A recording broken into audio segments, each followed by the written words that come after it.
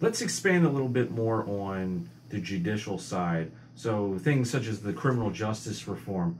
I know that you have a huge heart for the people, and you've expressed it time and time again. What do you see yourself doing on a judicial side to help those that are in the system, that may be victims of the system? Things such as accountability. How can you increase accountability? What can you do to make it that there's more independent investigations rather than these internal investigations? What are your thoughts on all that? Once elected, likely what I would be doing I would be communicating with people within the judicial, other attorneys, probably criminal defense attorneys, so on and so forth, and getting their recommendations. How can we create more transparency, more equal footing within our judicial system? Because it is my observation, my focus, of course, is foreclosure defense. That's where I do probably 60-70% of my work, but I also do family law, and I also assist with a little bit of criminal defense.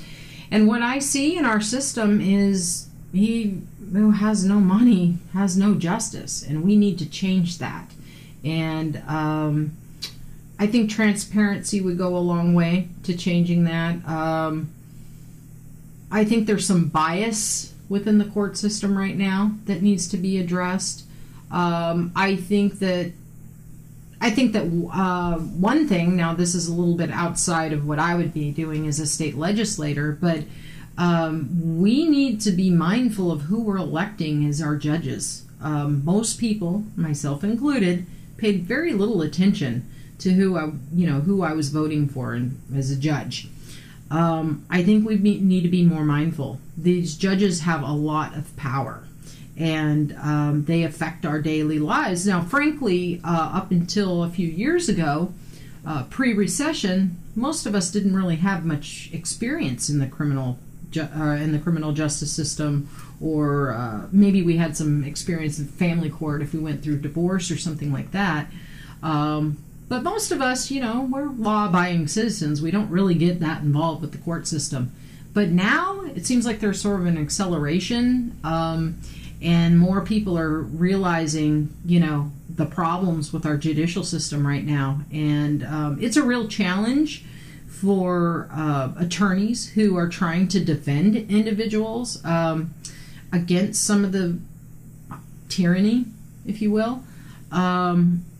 I've said for many years, I have a friend, Scott Staffney, who's a wonderful attorney, and I've said for quite some time that a good attorney, decent attorney, who really wants to serve the public, they are the thin black line between us and tyranny. Our system is set up in such a way to avoid violent revolution and violent response to our issues. Attorneys, if you will, are sort of warriors on the front line. It was a system set up to manage conflict without turning to violence. Well, when you get into a situation where the system isn't working, look what we're seeing now. Kennedy said, when nonviolent revolution is made impossible, violent revolution is inevitable. So I think what we're seeing in our streets right now, the Black Lives Matter movement, frankly, it's not limited to African Americans. I'm seeing it across the board. One of the things I talk a lot about is building bridges, because frankly, all of us, we're all in this together. And some of the issues, now granted, the African American community has felt it a lot longer than we have, but this is about power and control. And frankly, a lot of people like you and me and our community, we're experiencing those same things too. And I think it's time for us to link arms and really talk about the issues that we're facing. So when I see what's going on in the news and the violence that's happening, I've been watching this since about 2008. I've been watching it develop. It's no surprise to me. Frankly, it's one of the reasons I'm doing what I'm doing, and I've been fighting as hard as I have been for this many years, is because I want to wake up the powers that be to what's going on. They're not connecting the dots. And the reality is we have some real issues and people are getting angry. And again, you know, when people don't get the justice in the court system and when people feel like they have no power, their vote means nothing, people are going to turn to what they know. And we have politicians right now, frankly, that are exploiting this. We have on both sides who are, they see what's going on, and they are exploiting our fears. You know, we're all, at the end of the day, whether you're black, white, you know, Hispanic, Christian, atheist, Democrat, Republican, you know, female, male, we all want the same thing at the end of the day. We want food on our table, a roof over our heads, and a future for our kids. And right now, we're scared. We're scared. You know, Americans are scared.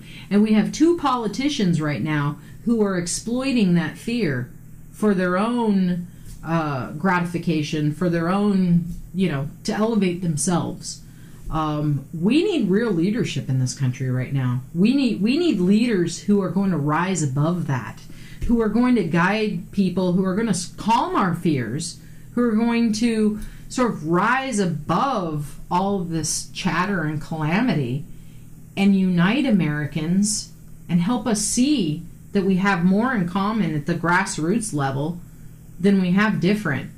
And that together we can, and this sounds really, you know, Pollyanna, I suppose, but I really believe we can fix these problems if we can get government out of our way, and partly because government right now is controlled by corporate interests. You mentioned the crony capitalism, but we need leaders who are going to speak the truth and who are not going to exploit people and who are not going to exploit their fears and not incite hate and violence and divide us as communities and as a country.